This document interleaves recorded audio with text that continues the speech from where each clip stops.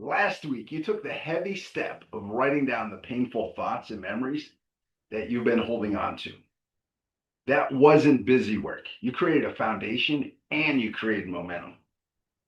By putting their pains on paper, you started to create separation from them. You turned the fog of emotions into something you can actually see. This week, you'll build on that. Your work now is to go back and visit what you wrote, not to relive it, but to learn from it, and not in a Pollyannish way, not through fantasy or denial, because that would create delusions, and those won't last. If your results are not sustainable, I've underserved you. Now, this work isn't a magic wand you wave once and suddenly you're healed. It takes repetition, it takes discipline, and it takes consistency. And healing can happen in one experience. Most times, it's going to take the work it takes. Each of you are unique, your experiences are unique, and the way you do your work will be unique. My wish for you and your responsibility to yourself is to keep doing this work. I can guide you, but your healing happens when you revisit what you wrote and stay in those moments. Now, here's the truth about life that may be hard to accept. Your hardest experiences are valuable, but only if you look at them with new perspectives. Some of the greatest lessons come from your greatest challenges. Now, why is that true? Because self-discovery shows you what matters most. When you look deeper into what matters, you find what you truly value. You not only understand why it hurts you, you also see what drives you forward. Your values are always being fulfilled, but not always in healthy ways. If you value love and connection, you might find it at a cycling class, or you may find it at a happy hour. But if you prioritize health, you'll choose the gym when you're forced between working out or hanging out. Your highest values drive your choices, and they are the North Stars of your life. They shape your focus, and they guide you to who you're becoming. Your values come from your identity. If I was to ask you, how do you describe yourself? Who you talk about is who you identify as. Now, I'm sure you have many roles and accountabilities, and each role carries its own values. But the values that overlap your roles are the highest values. They're the compass that is pointing you towards who you are becoming. And once you understand what matters most, your next challenge becomes seeing how you've been living. Now, the second reason challenges teach so much is because they force reflection. You get to look back and evaluate who you're being, what you're thinking, and what you were doing that created those outcomes. Your mind, your actions, your presence were all in play. You live the moments as the actor on stage, and your reflection allows you to play two roles. You get to relive who you were as the actor, and you get to watch as the audience. You get to rewatch your own movies.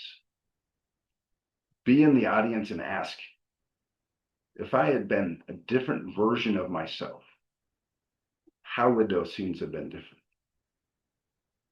If your thoughts, your actions, and your presence had shifted, how different could the outcomes have been?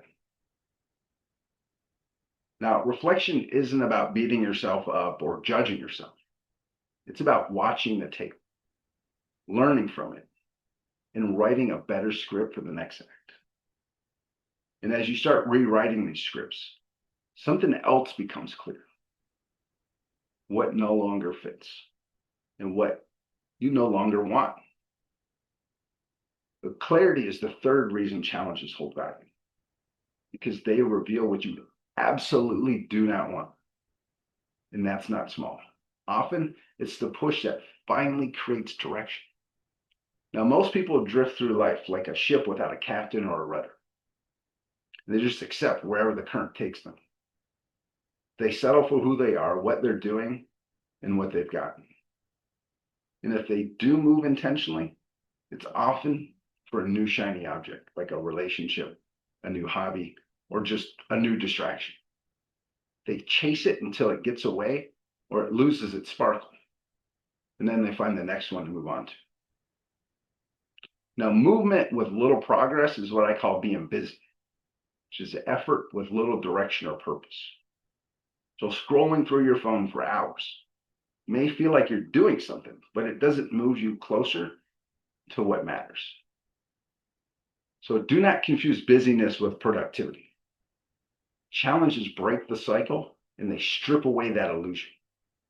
They make you decide what actually matters enough to get you out of bed, what to focus on, and to push you through discomfort. And once you know what you don't want, space starts to clear up for what you do want. And that clarity becomes fuel. Because once the destination is set, the why gives you energy and the how reveals itself as you move forward. Now let's talk about what finding lessons does for who you are, what you do, and what you create in life.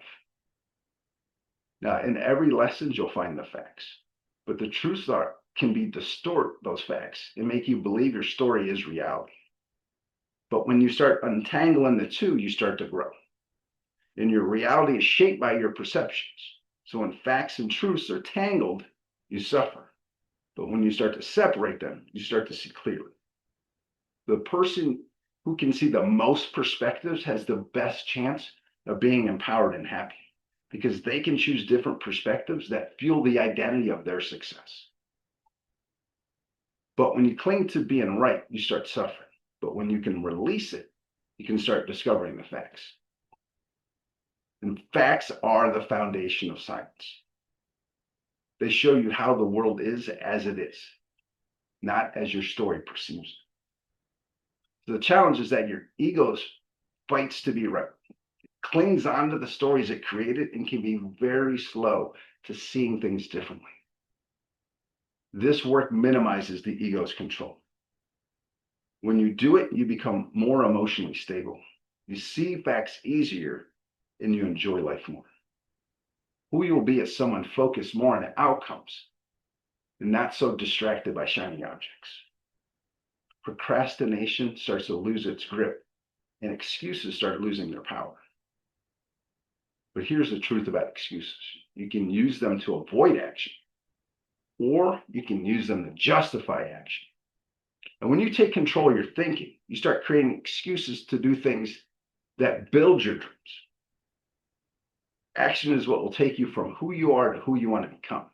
But sitting and thinking about it may only paralyze you. But action opens up that path. Nike's famous slogan, just do it, does hold truth. Whatever it is, just do it, even if it's uncomfortable. Even more if it's uncomfortable.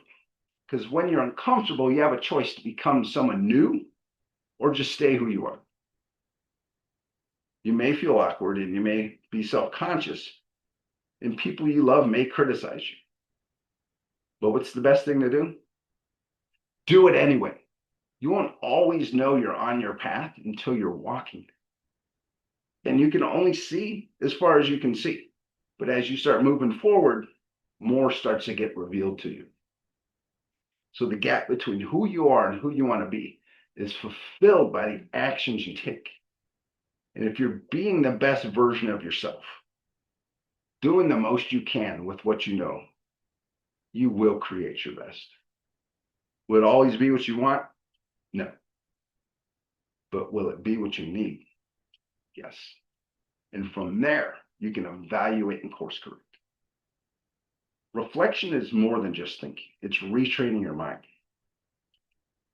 When you have the two minds working at once, just a conscious mind, it's the slow, rational, and fact-based. And you have subconscious mind, which is fast, emotional, and habit-based. You'll notice it most when you're driving.